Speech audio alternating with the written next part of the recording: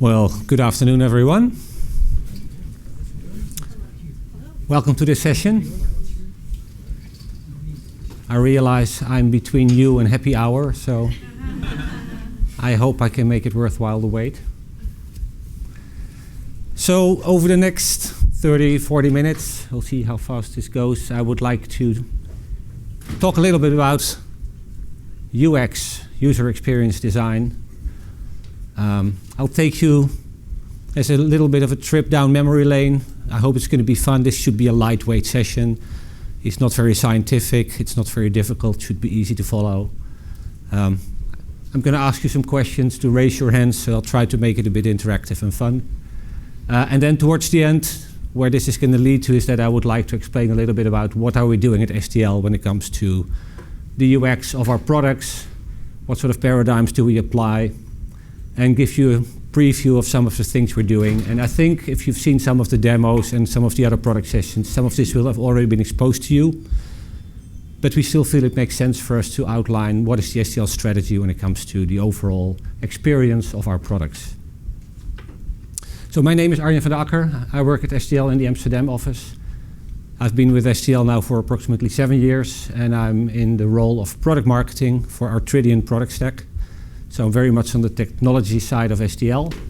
So a lot of what you will see here, of course, applies to our technology, the UIs of our products. So there's a clear link there with what I'm doing.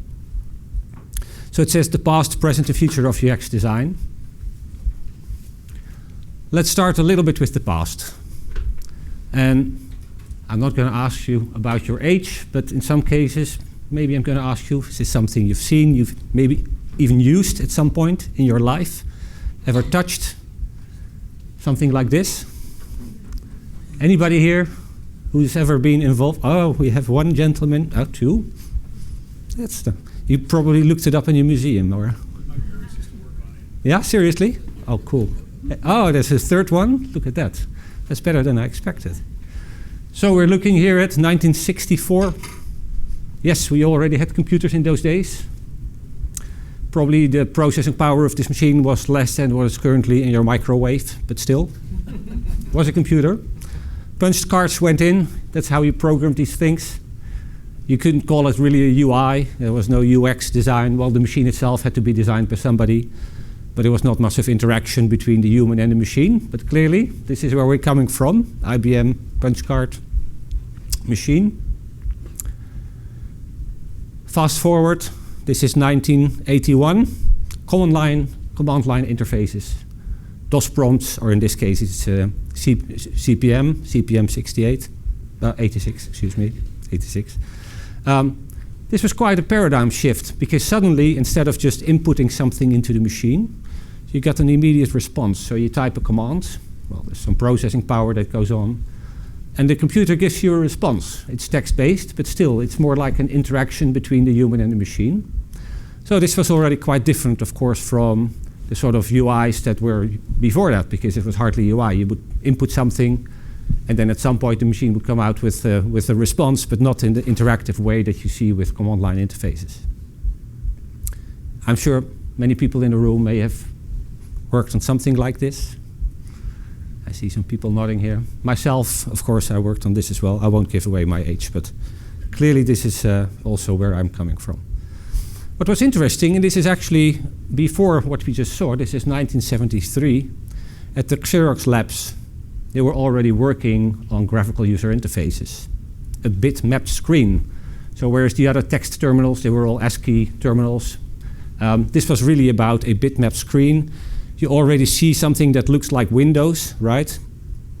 This was not a machine that has ever been commercially sold. I think they produced a couple of thousand of these machines. They were mainly used at universities and internally at Xerox. But still, this is interesting because, I mean, this is where we are at today, right? This is still what we are using today. This whole paradigm of Windows, bitmap screens, is what we call the WIMP paradigm. Windows, icons, menus, and pointers, or pointer. It's still what we use today. And yes, the pointer, maybe we have replaced it instead with using a mouse, using our finger on a touch screen. But still, the whole notion of this paradigm is still very much what we are familiar with today in the computers, the tablets, the phones that we are using. Mac OS System 1, 1984. Anyone own a machine like this here? Oh yes, a couple of hands. You still have them? Oh yes, cool. So this is typically the sort of machine you see with either the people that really like to keep all the different variations of computers they've ever worked on, or maybe some sort of museum. But this was quite a revolutionary machine. And you see the Wim paradigm, Windows, icons, menus, pointers, has been progressed. You can actually resize windows, you can move them around, you can do drag and drop, pick up a file, move it into the trash can.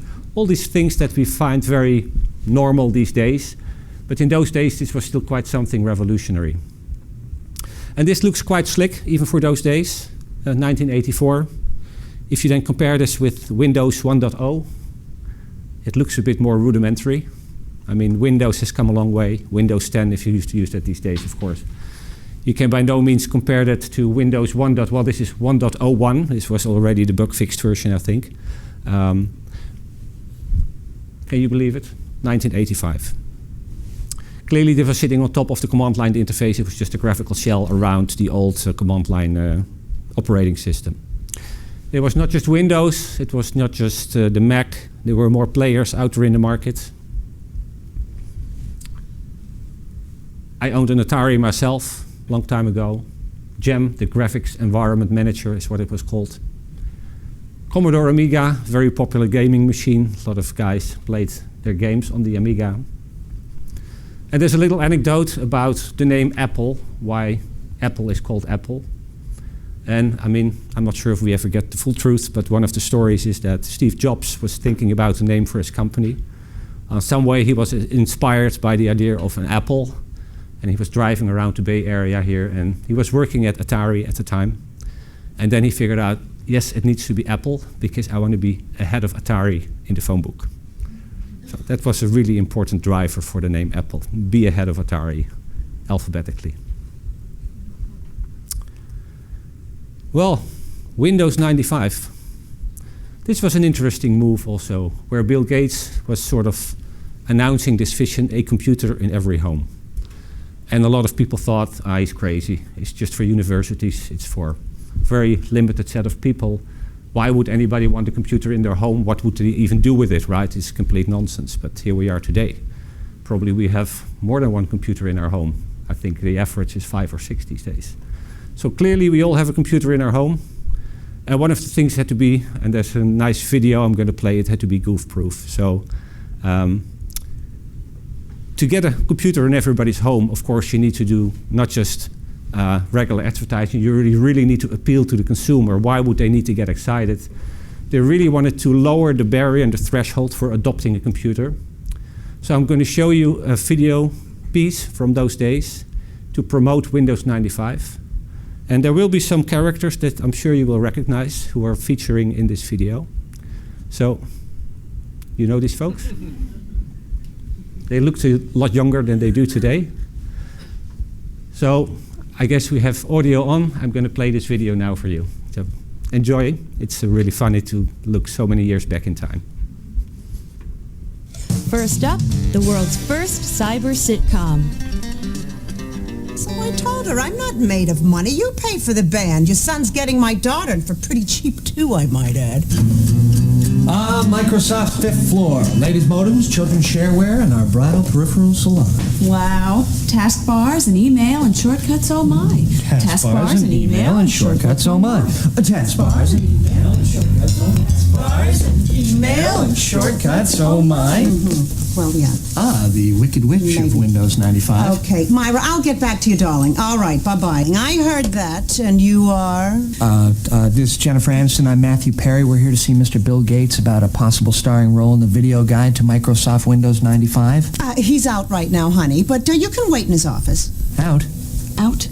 Out! But in his absence, he asked me, his loyal assistant, Bernice Keppelman, to act as host and give you a peek under the hood at Windows 95. I was very involved in the project, you know. You? Well, I kept asking the boss to clean up his windows, you know, update, redecorate, cleaner views. He took my advice. Of course, I was talking about the windows in his office, and he was talking about the other windows. You know, the operating system with tens of millions of users.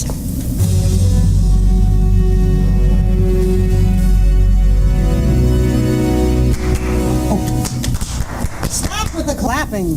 Oh, we thought it was customary maybe to clap when entering Mr. Gates' office. It was just turning the lights on. So, this is where the magic happens, huh? The ground zero personal computing. The nerve center of the world's biggest software company. I mean, the atmosphere resonates with anticipation of mythical achievement. Mythical achievement right now would be an unchewed number 2 pencil. Honey, we'll nosh soon, but if you want the job, spend some time looking at Windows 95. What do you know about the system? Well, I dabble with the old Windows a little bit. And you? Oh, I'm still mastering Pong. Sweetie, why don't you sit in at Bill's terminal?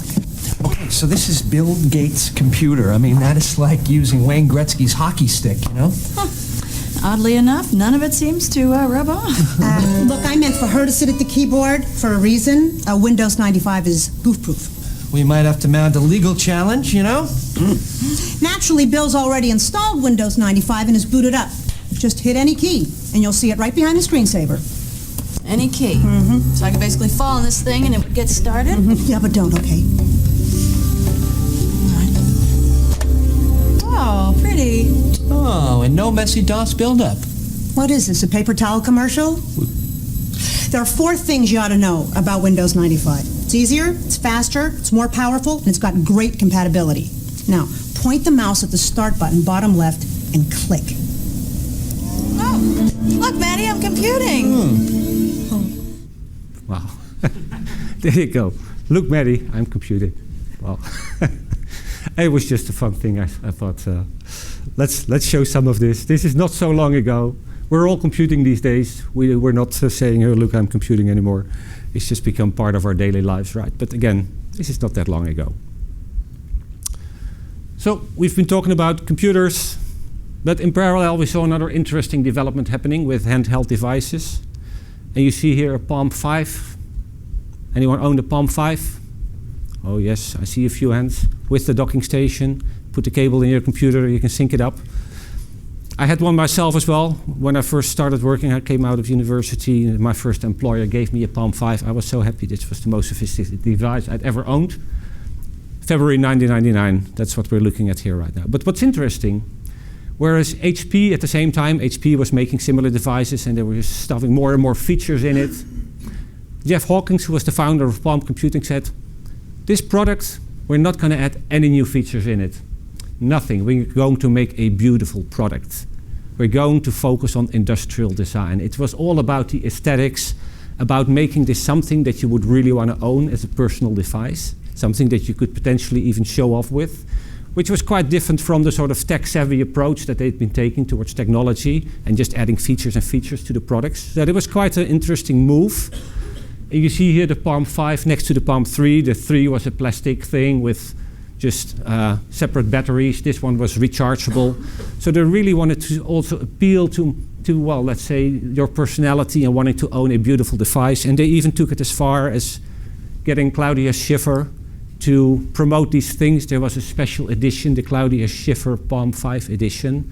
And she promoted the hell out of these things. And they were in all fancy colors and things like that. So you see how technology also started to move from being something that was really owned by tech-savvy geeks to more something that you would carry as a personal item with you.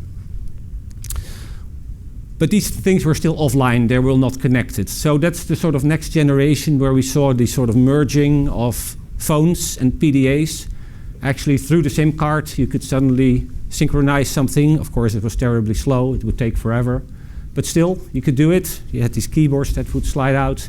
It was actually quite neat to type on. I think it's still better than the keyboards we use today on the screens. This was the Windows operating system. It was really poor. It was buggy. It crashed all the time. You couldn't make phone calls because the Windows OS would crash. But still, there we are. And then, of course, well, this is the picture you all know, 2007. Introduction of the iPhone. First generation. OS 1 nowadays, well, we've come a long way since OS 1. We're on OS 13 right now. Most people might have downloaded already if you own a iPhone device. And then 3 years later, the first iPad. Again, still the WIM paradigm, Windows, icons, menus, pointer. It was your finger now instead of a separate mouse. But we're still using the same paradigms for that. Now let's look at where we are today. Virtual reality, you see this a lot, of course, with, well, in gaming environments, people gaming with VR helmets on their heads. But also simulations, there are a lot of other different use cases for virtual reality where you can use this type of technology to project this full environment around you. There are motion sensors in there, etc. So the way we interact with the computer, if you wear a helmet like this, is already quite different from what we saw before. Just a little fun fact, this was actually the first VR device, and we're talking about 1968 here. The sword of Damocles, or Damocles, whatever you want to pronounce it. The thing was so heavy you could not carry it on your head. There was an arm that would lift it, and then if you would move your head, there was a very simplistic 3D wire frame that would rotate based on the, well, how your head was positioned. There are still YouTube's video of this one, so if you look it up. This is where all the current VR technology originates from. 1968, a scientist called Ivan Sutherland who came up with this in his lab. But back to the now, it's not just virtual reality, we see augmented reality, where we overlay computer-generated images or instructions on top of a real-world view. Of course, there's a lot of different applications how you can use this. This is finding your way through the city. But if you think about some of the apps, you can point them at the stars and they will show you what stellar constellations are there. They will show you the trajectory of the moon and the sun. So we see a lot of augmented reality applications these days, and you just download them on your phone. We think it's very normal. But if you think about, well, how we got there and the amount of technology innovation that had to happen before we were able to produce that kind of stuff, it's amazing. Another interesting thing that happened in my country a few years ago is this one. André Hazes, he was a very famous Dutch singer. He passed away in 2004. And in 2017, they revived him. There was a live performance with a hologram projection. And I mean, if you look very carefully, you can actually see through his legs. But still, this was, quite amazing. They had a stadium full of people that came to see him. I mean, he had still a lot of fans, and they all wanted to see him perform once more, even though he passed away 13 years before. So really amazing if you see what they can do. And I mean, sometimes in Hollywood movies, you see these sort of interfaces where they project something just in space, and then you can point at it and you can move stuff around. Well, I think this is the sort of initial versions of that kind of technology. But then, of course, you also need to sort of recognize gestures and be able to point your finger at something without touching even a screen and still interact with the computer. And that's what you see here. BMW 7 Series gesture control. So if you look on the dashboard, you can see that you can control the volume with a gesture without touching the screen. So I'm not saying all of this is per se easier than turning the volume button, or but I actually think you might crash into a tree while doing this because you're focusing on the screen. But still, it's interesting to see that these things exist today. And if you go forward maybe 10 years from now, I'm sure that this will have progressed very far beyond what we see here today. This is still quite rudimentary, right? But if you combine this with the holograms projections, I'm sure there's going to be a whole different way to interact with technology. So where are we going tomorrow? Well, I cannot tell. But if you look at some of the things that are happening today, there's a new documentary. This is called I Am Human, 3 people with brain implants that help them interact with the world around them. So I do think we will see more and more interaction between humans and technology in a way where it actually becomes part of your body. Whether it's a good thing or not, I mean, that's a very good question. I'm not going to discuss that here, but it's definitely happening. And this is another one, Elon Musk's Neuralink project. He's actually seeking human trials. So if there's any volunteers, I would say just ping Elon Musk and maybe you can become part of this program. But this is definitely things that we are going to see happening. I mean, we find it already quite normal to implant a chip in our dog so we can trace our dog and we can identify the dog. Yeah, humans might be the next step, who knows. So this is just a little bit of where we've come from in terms of early stage computers, the way we interact, where we are today, a bit of a glimpse into, I'm not sure if it's a bright future, but at least things that are happening today that might sort of be a sign of where we are going. I want to go one step back and bring it back to what are we doing with the SDL products and software. And if you look at design paradigms throughout the years, what we've seen over the last, let's say, I would say 8 years, is a couple of trends, and I just want to go quickly through some of those. So here you see 2012, this is Windows 8, where they introduced what they call the Metro design. And typically, especially if you came from a Mac, this looked very flat. I mean, a lot of the designs, computer icons, etc. in those days, they were quite rich in terms of the iconography. There were drop shadows, there was serif fonts, etc. And here Windows went back to sans serif fonts, very square, very flat design. There's a whole bunch of good reasons for wanting to go this way. And one of them is if you think about resizing to a different screen size. Let's say you want to have a similar UI on a mobile phone or on a tablet. This type of design is very easy to rearrange the squares and the blocks. It's all grid-based. And using a grid is actually a really good way of altering the design based on screen sizes. It's not just the computer, full UIs. Well, here you see some individual icons of how this moved. This is between iOS 6 and iOS 7. From quite a rich drop shadow design to a much flatter design. So the whole idea of flattening and simplifying is something that was happening in those days. It was not just the computer, UIs, even the brands flattened their designs. So you see Microsoft and Apple, again, same sort of shift from rich 3D type of imagery to more flat 2D type of imagery. Google did the same thing. And it was quite interesting that by changing their logo from a serif font to a sans serif font, the file size dropped by more than 50%, which means it loaded much faster. And this is something, well, if you have so many billions hits every second, I think this makes a lot of difference in terms of the amount of traffic that goes through your data centers, right? Quite an interesting side effect. And here, I think everybody agrees that flat design simply works. It's clean, it's simple, it's easy to digest. Here, smartwatch, yeah, it just works, right? It's very, very clear to absorb the information that's being presented. So how is this affecting what we are doing here at SDL? Well, when we were looking at redesigning our software products, we had a bunch of objectives that we set ourselves. First of all, easier to use. And what that means, I'll cover in a second, because that's such a catchphrase, could mean anything, right? Easy to use. We wanted to look more modern and fresh, and moreover, it needed to work not just for desktop. Of course, we know we don't always work on the desktop these days, so we need to redesign our UI so it works on tablets and other types of devices and resolutions as well. When I go back to the first point, what do we mean by our UIs need to be easier to use? Lots of white space. A lot of the UIs from the older days were very cluttered, very condensed, and it's just really hard to find your way around. The next thing is, and traditionally UIs were typically built by engineers, and they just said, well, if we add a new feature to the product, it needs to have a new button or a new menu in the UI, right? But it's not necessarily task focused, it's very feature-centric way of developing user interfaces. So the new UIs that we're building at SDL are really about focusing on tasks and not the features.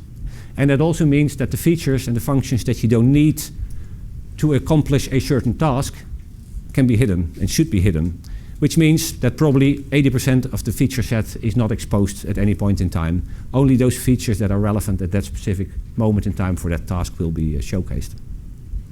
It also means that you contextualize the actions that you do. We can offer clever pre-selection and defaults so that if there's only one option to choose from, we don't want to give you a drop-down with just one option. It should just simply be pre-selected, right? Things like that. And over time, and this is something that is still work in progress, we want the UIs also to learn and suggest and be more AI-driven. This is still early days, but it's definitely something we have on our radar as well. And you will see some examples of where we do that. So this is what we mean by easier to use. Well, what do you need to do to figure out how to build new UIs? Well, there's a whole bunch of things you need to do. Of course, you need to look at user journeys, look over the shoulder of people, how they perform tasks. So there's a lot of research we've done with existing customer of ours. Look at how they use the products. Where do they click too many times? Where can we simplify the actions? Where are they confused about the UI? Things like that.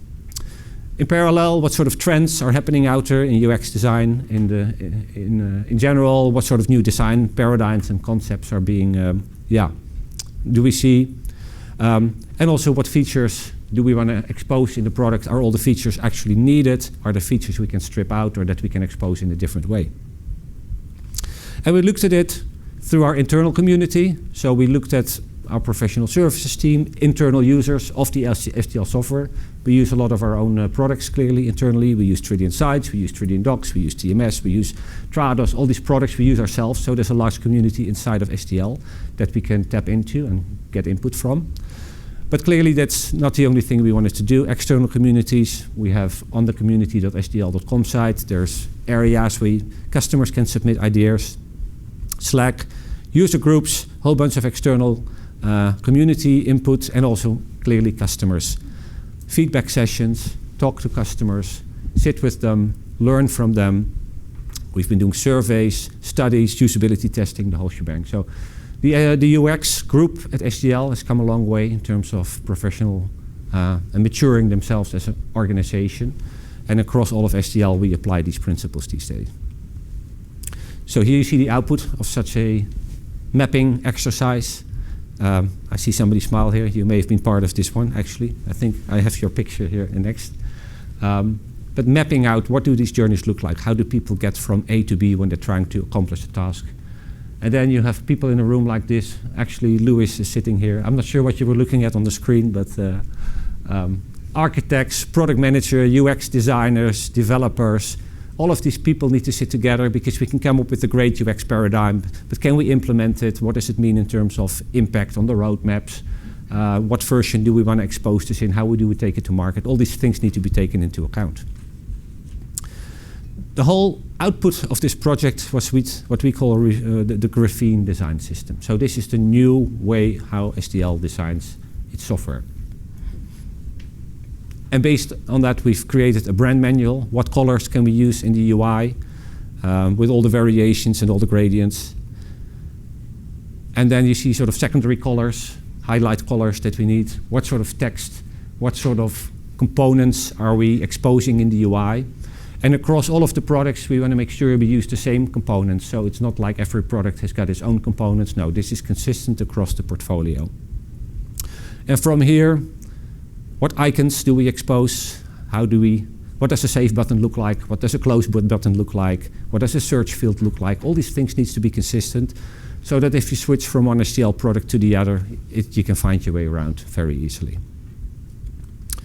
And here, even more components. So you see, based on, let's say, the smaller, more fundamental building blocks, you can start to build more advanced UI components. About drop-downs and how you select something, multi-select field sliders, all these kind of things. So that goes into our products these days. And clearly it's a big exercise to move an old UI and replace it to a new UI that goes in phases. But we've already come a long way with a lot of our products. And I'm just going to show you some of the things that we are doing today and where we are at. If you've seen some of the demos here at the Innovation Center, you may have seen some of this already. But this is where we were coming from, right? This is TMS 2007. I'm not sure if anyone still uses this today. I hope it has ended up in the museum as well by now. But I mean, this was the way we designed applications in those days. And everybody did it. This is what Microsoft Word looked like. This is what Windows looked like. This was the way you would design it in those days. The TMS UI, this is more like the ribbon bar paradigm. I mean, of course, Microsoft at some point changed all the menus with the ribbon bars. So everybody started adopting that, including ourselves. So that's very much what you see here today.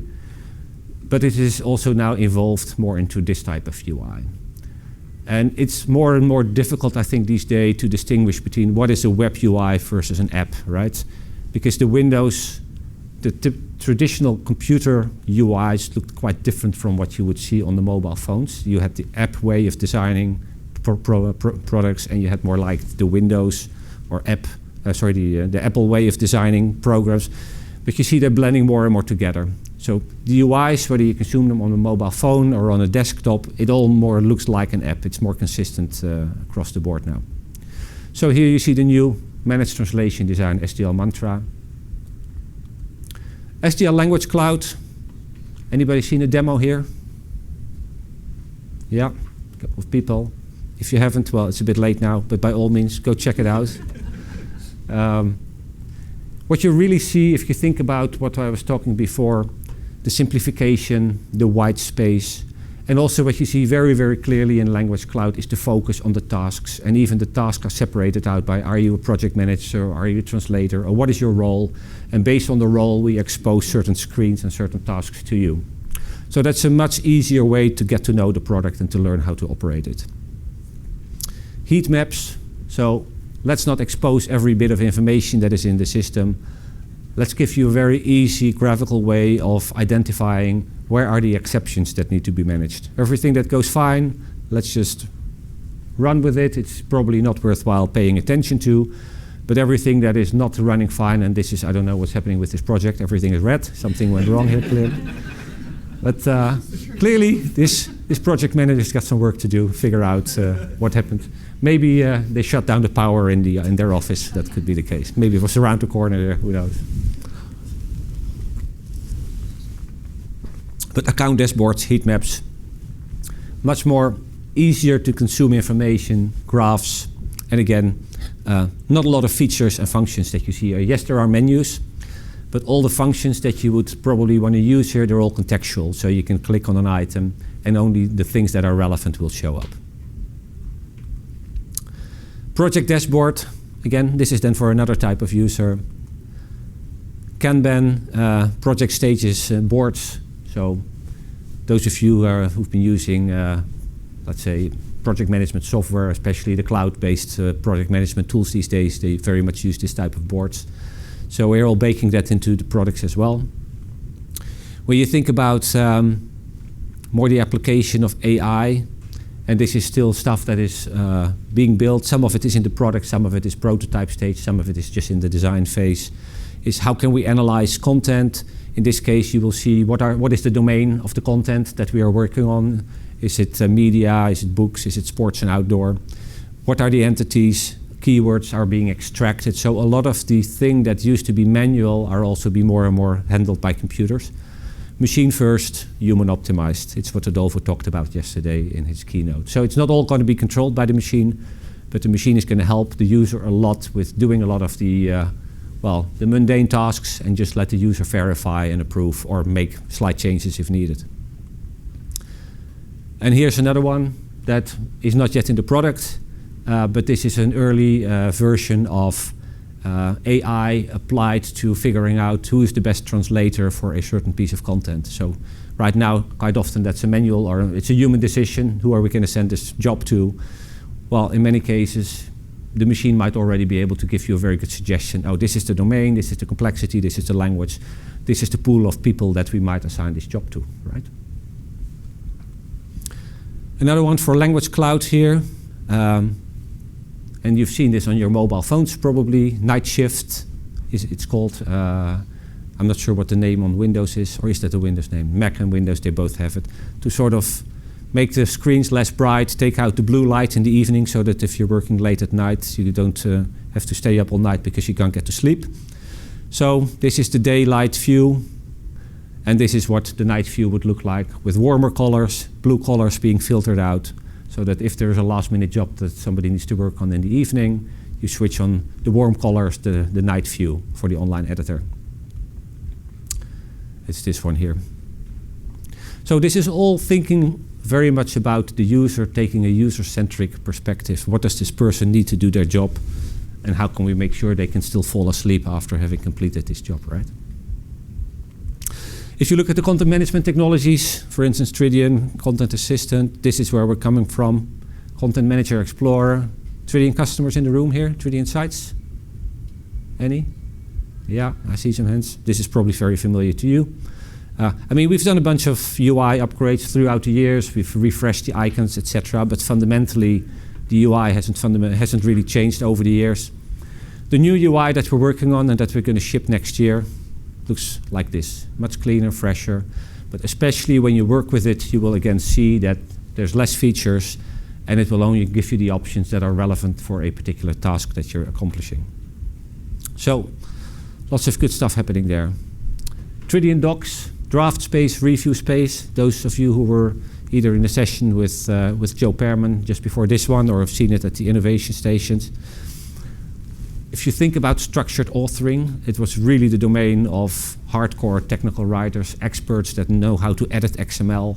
They were almost like programmers. And we wanted to make sure we take this away from being such a tech-savvy exercise to something that a normal human being could do. So this is Oxygen, an XML editor. You see all the XML under the hood. Some people like this. It's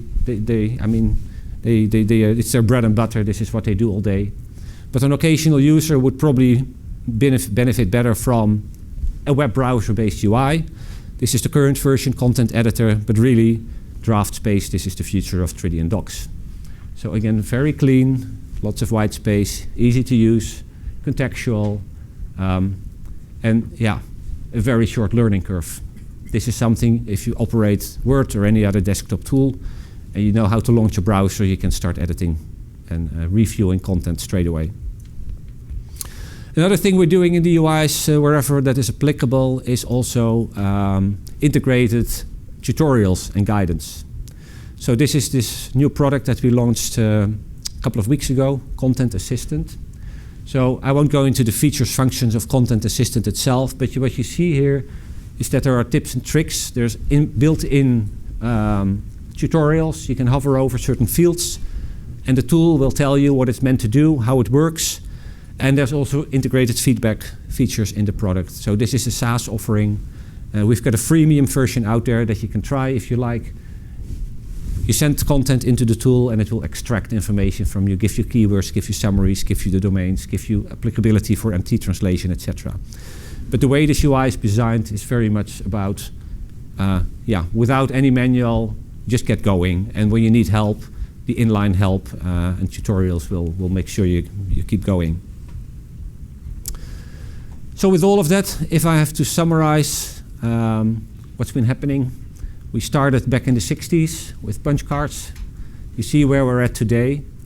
So the UIs have come a long way, and from an SDL perspective, we're definitely following suit there as well. So in particular our UIs, they're very much moving from feature-centric to being very task-oriented. What is the task you're trying to accomplish? From clutter to clean, and from a one-size-fits-all type of UI, exposing all the features, to very much contextualizing it to the job or the role that you have within the organization. So your login might actually drive what type of features are exposed to you. So it's from being identical to contextualized. And then here on the right-hand side, you see the evolution from the first Mac OS version to where we are at today.